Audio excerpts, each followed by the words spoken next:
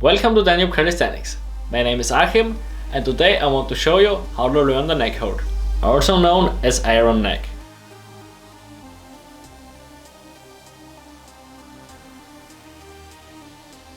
At first I want to show you some things about the exercise in general, and then I want to show you how you can learn it. The Ironneck has no real therapeutical use or a big meaning for your health. It's mostly a move that is done for showing off, and to be honest I also just learned it because I thought it was cool. I'm doing it since 2 years and I have never had any problems with it.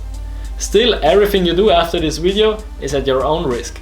I'm not saying that because I think that everyone will get themselves injured, but because I know that I may get a lot of feedback of people telling me that I shouldn't be showing such things. I think there should be absolutely no problem with doing the Neckhold if you do it right and progress with the right tempo. Your body just has to get used to it. Some people say they have pain while doing it. I have never had any problem with that, but if you have pain, there are 2 reasons why that could be. The first is that your skin hurts a little bit because of the stress that is put on it. That should be normally no problem and should fade away if you get used to it. The second reason is pain in your muscles, tendons, bones or band discs. But that should only happen if you have an additional disease that I can't know about. If you're healthy, it's normally just the skin that takes a little time to get used to it. In my case, the skin just got a little bit thicker while training neckholds for a long time. Most people think that the neckhold is way more extreme than it really is. You have to keep in mind that your structures are holding your weight, and if you're strong enough, they can normally do much more than we may think. The good thing about the Neckhold is that you can't really force it. If you are not strong enough, your muscles just let go. It's not possible to do the Neckhold without activated muscles. Your spine is only able to stay in that positions if your muscles are activated. Which means that you don't have to be afraid that the load is on the wrong part of the body. If the load would be where it shouldn't belong to, you would simply fall off the bar. The only thing that I would recommend you to do if you feel that you're going to fall off while trying is to just let go in order not to grind off your skin. Enough of the talks. Let's get started. At first I want to show you what is important when you do the Neckhold, and then I want to show you what exercises you can do to learn it. The most important thing is that you don't put the bar directly at the end of your neck, but a little bit below. If you put the bar too high, you won't get any good grip and just fall off while trying it. That's because your skin is a little bit flexible and needs to be under tension to hold yourself up. So you don't lay on the bar with the back of your head, but really with your neck. It normally works best directly on your skin without any fabric between. If you're too sweaty, or maybe in the summer you have sunscreen on your neck, it could also get a little bit harder. If you want to make sure that the grip is perfect, you can just clean your neck and the bar, and also even put a little bit of magnesia on your neck. While performing the Neckhold, you arch your back as far as possible so you won't fall off, and try to look up and fix the bar as much as you can. It's easier to be done with your arms pointing backwards, because in that way you can flex the muscles of your neck even more. To get into the starting position, you need to pull yourself up very high. The muscles you mostly need for the Neckhold are the muscles of the spine and of your neck. You also need a little bit of strength in your lower back, but that should not be the hard part about it. There are bigger muscle groups on the first layer, which you can see here, but in deeper layers there are also a lot of small and very specific muscles that you need. Those need to be trained in a very specific way, because the stress that is put on them while performing the Neckhold is not very common. That's why being able to do a Neckhold is not always to do with your strength in other calisthenics exercises. But experience, general strength and fitness are always an advantage while doing such moves. If you have absolutely no experience in strength training, I would recommend you to do some basics like pull-ups or dips first, so that your body gets used to it. The best way to stimulate your muscles in that specific way I talked about is to simulate the stress that is put on them while doing the Neckhold, but only in a little lighter way. Now I want to show you how you can do that.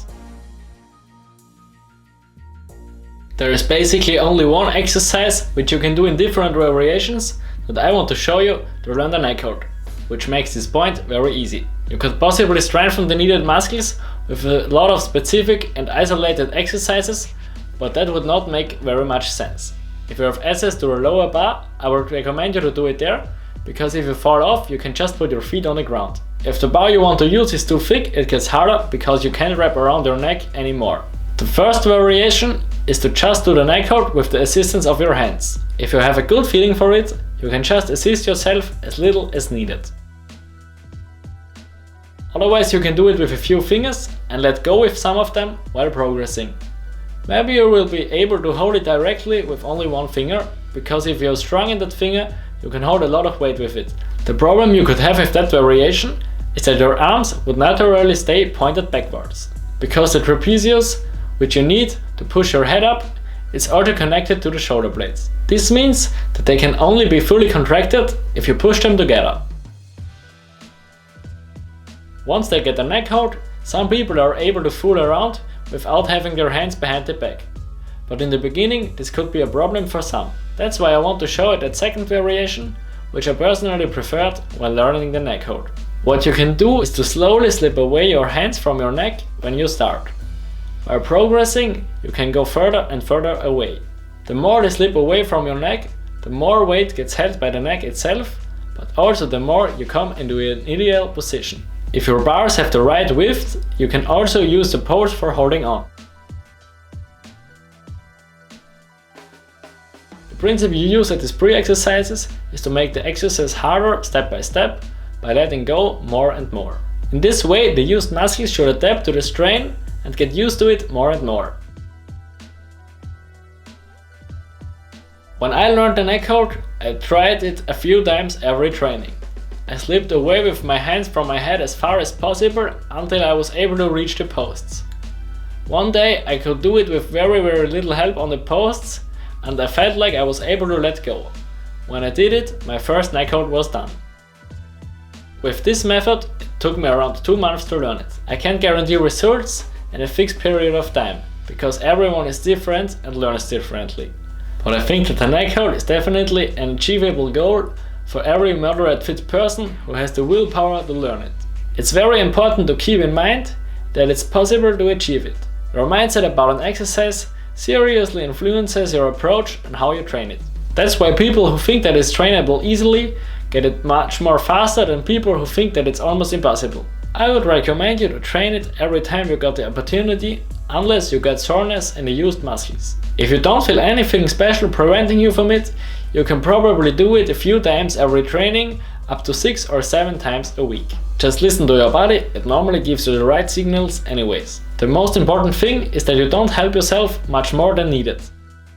It's not very useful if you hold it for a minute, but help yourself too much. In that way you will probably train your arms more than your neck itself. The neck hold is in particular, when starting training it, an exercise with low resistance time and high intensity, and should be also trained like that. Be patient with it and be happy with small progress steps instead of stressing yourself. Some people get it faster and some get it slower, but I think it's possible for everyone. Don't give up on training it until you achieve your goal, and don't forget to do it every now and then after you once got it. Otherwise it could be that you will lose it again. Always think for yourself while training. In that way you can see what things your body adapts to and what works best for yourself. I hope that I could help you with my video. If you got any questions left, you can write that in the comments below, or you can send me a message on Facebook. I wish you good luck with training it and hope you get good results. See you!